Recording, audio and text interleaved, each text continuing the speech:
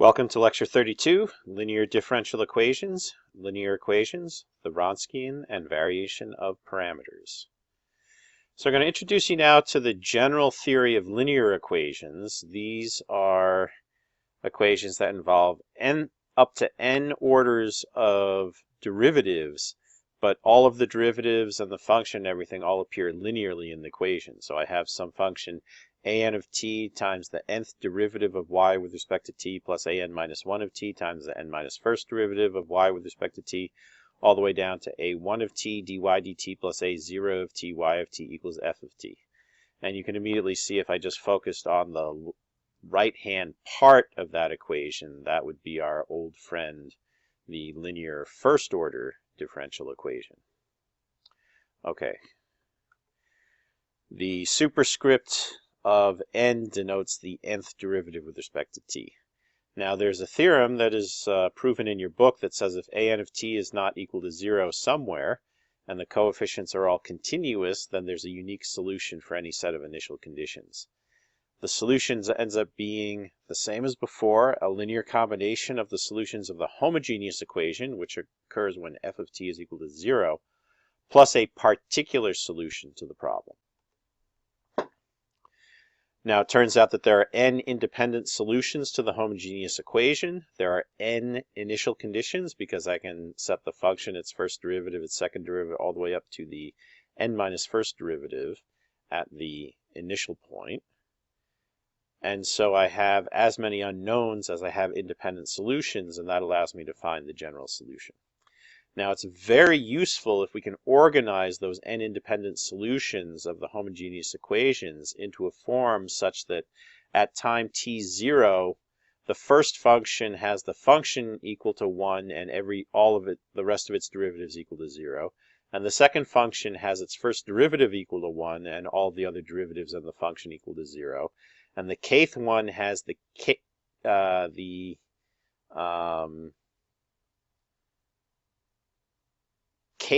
derivative, or k minus first derivative, equal to 1, and all of the other ones equal to 0. And the nth one has the n minus first derivative equal to 1, and all of the others equal to 0. Now, if we can set up our functions in that fashion, then it's very easy to solve the boundary conditions. And we're going to go to that, the initial conditions. And we're going to go to showing how that works in just a moment. But before that, we're going to take a small detour and talk about an object called the Wronskian.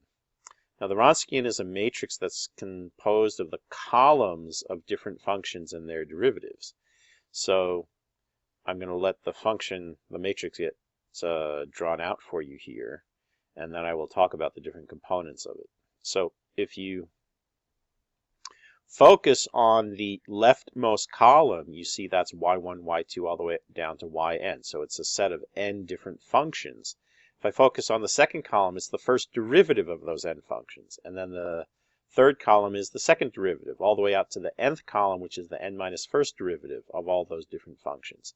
A matrix that is composed out of that, which will depend on the time t, because as t varies, the different functions and their derivatives will vary. That's called the Wronskian. And the thing that's most important about the Wronskian is, in particular, the properties of its determinant. And so one thing that can be shown is that if the determinant is non-zero for any time, then it's always non-zero. That's a pretty remarkable result. Furthermore, when it is non-zero, you can show that those original functions, y1 to yn, are independent in the sense of independence in a vector space.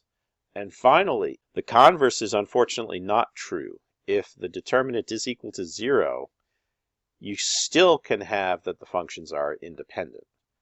But if the functions are not independent, if they are dependent, the determinant must be 0. Now, for the basis functions that we chose on the previous slide, because of the way that they were chosen, the Wronskian is actually equal to the identity matrix. So its determinant is non-zero, which means that the Wronskian is always non-zero, and it also means that those functions that were chosen are all independent of one another. And hence, we can construct the solution in the following way. If y of t0 is c0, and the first derivative of y at t0 is c1, all the way out to the n minus first derivative of y at t0 is cn minus 1, then we simply form y of t as c0 y1 of t plus c1 y2 of t all the way out to cn minus 1 yn of t. That's it. We've solved the equation. Each one of those y's solves the homogeneous equation, and by choosing those coefficients in the way that we chose them, we now also satisfy the initial condition. Please be sure you understand and agree that that is the case before we move on.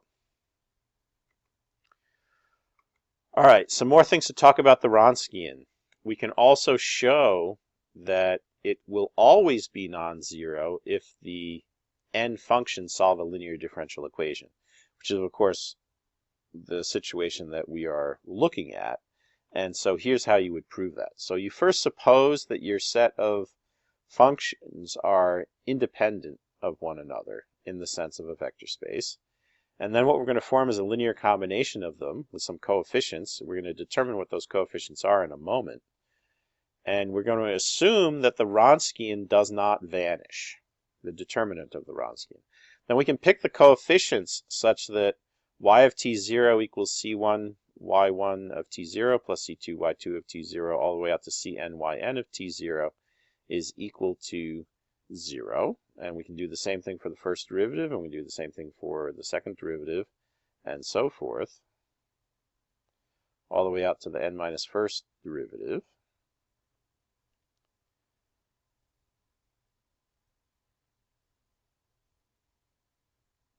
And that's going to have a non-trivial solution because we're making this assumption that the Wronskian, the determinant of the Wronskian, does vanish. I think I said does not vanish. I meant to say does vanish earlier. And so if that vanishes, if the determinant is 0, then we get a non-trivial solution with some non-trivial c's. And notice that the initial condition is that the function and all of its first n minus 1 derivatives are all equal to 0. Okay?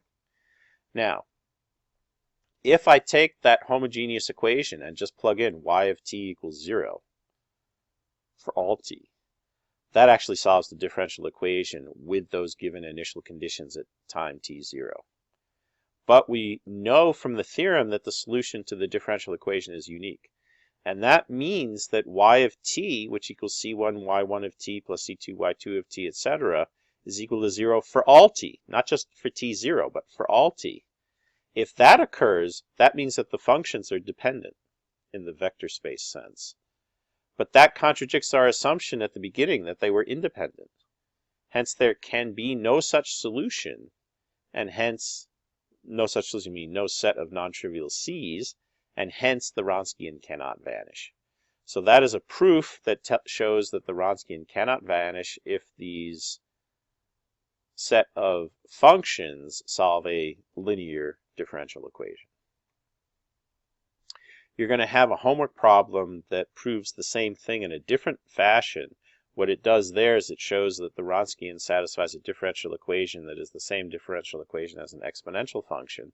And because the exponential function never vanishes, then of course the Wronskian will also never vanish.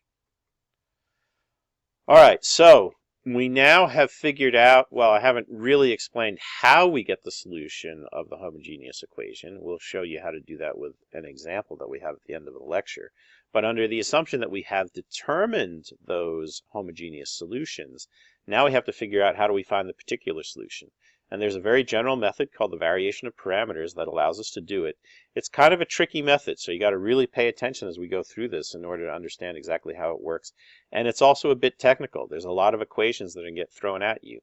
Don't get disturbed or worried by the fact that there are lots of equations being thrown at you. Just sit back, relax, and try and pay attention and keep everything in your head as we go forward and discuss how this technique works. So the method of variation of parameters is what we're going to use to find the particular solution to the differential equation. And we're going to be adding that, of course, to the general homogeneous solution to get the full solution. We're going to pick the set y1 to yn, which are the solutions of the homogeneous problem, and those are all independent functions in the vector space sense. I'm just copying for you what the differential equation is for the homogeneous case. And we're going to form the particular solution as a linear combination, capital A1 of t, y1 of t, plus capital A2 of t, y2 of t, all the way out to capital AN of t, yn of t. Notice those capital A's have nothing to do with the lowercase a's in the differential equation. They're just a set of n different functions of t. That's all that we have to do. And our goal is to determine what those coefficient functions are. So we're going to next form the derivatives, and we're going to start by taking the first derivative of yp. There are going to be two terms that come up. There's going to be the term that have the ai's multiplying derivatives of the y's, and then there's going to be a term that has the derivative of the ai's multiplying the y's. We're going to take that second line and we're going to set it equal to 0. We're going to say that we're going to choose the ai's in such a way that that second line is equal to 0. And then given that that second line is equal to 0, we're going to then compute the second derivative. Now, because the second line is equal to 0, the second derivative will involve a1 of t times the second derivative of y1 of t, a2 of t times the second derivative of y2 of t, and so on, plus a term that involves an ai dot yi dot. We're going to take that second line and set that equal to 0 as well. And we're going to keep doing that for each one of these derivatives. We're going to keep setting that second line equal to 0 until we get to the last equation, which we're going to talk about next. So for the last equation, what we're going to do is instead of setting that second line equal to 0, we're going to set that second line equal to f of t divided by the coefficient of the nth derivative of y, little a n of t. We're going to set it equal to that.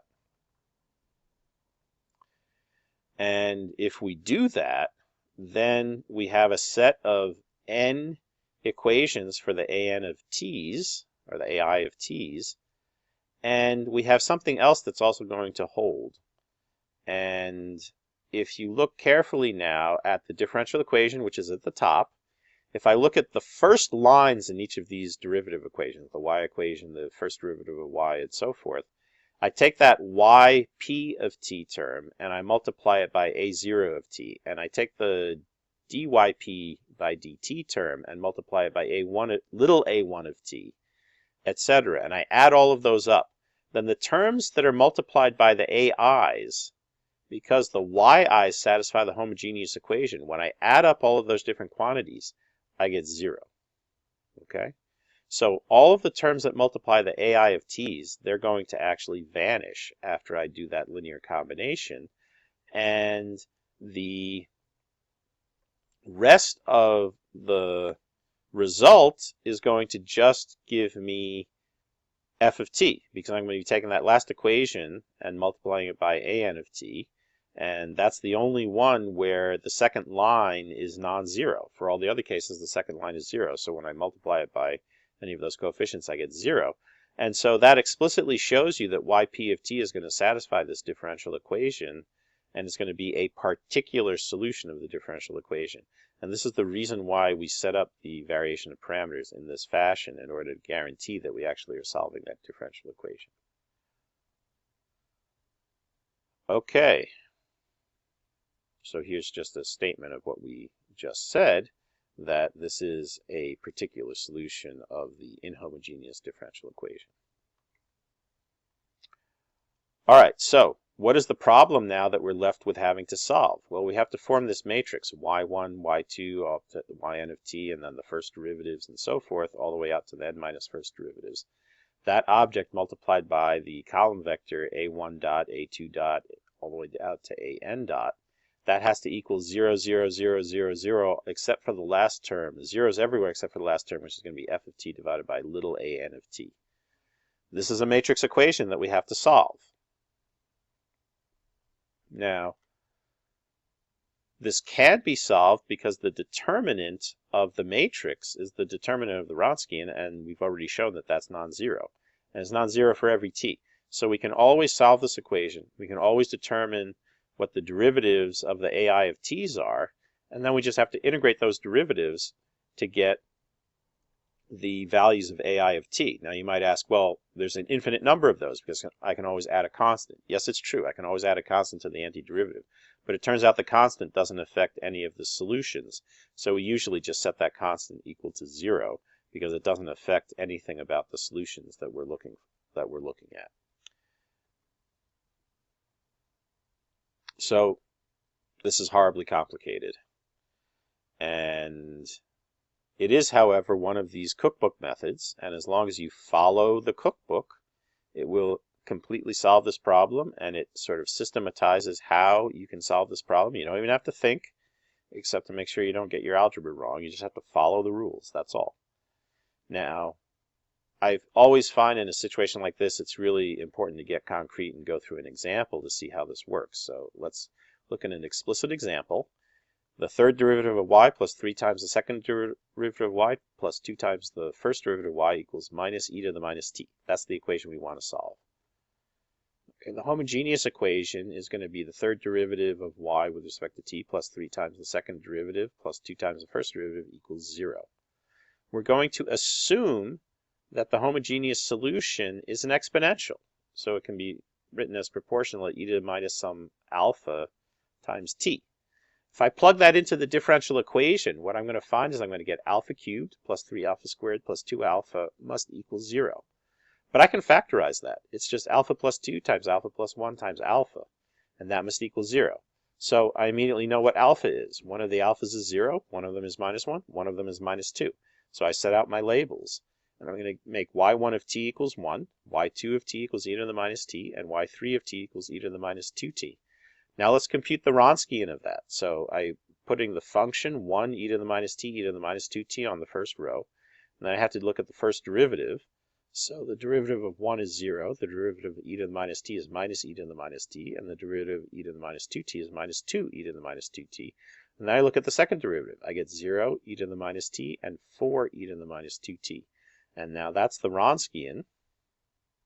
We have to multiply that by the a dot column vector in order to determine the solution to the problem that we're looking at. Let's first check by evaluating the determinant. You can immediately evaluate it and find it's equal to minus 2 e to the minus 2t, which is of course non-zero as we said it was.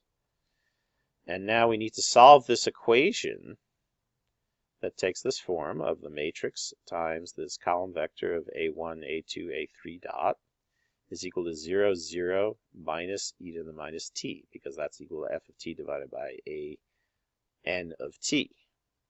Okay, we're going to solve this by row reduction.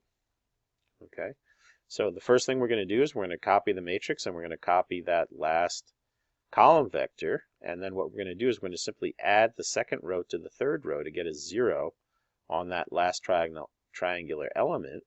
And we get this matrix that's given here. Now we can do back substitution to find out what the solution is. So 2 e to the minus 2t times a3 of t is equal to minus e to the minus t. That tells me that a3 dot of t is minus 1/2 e to the t.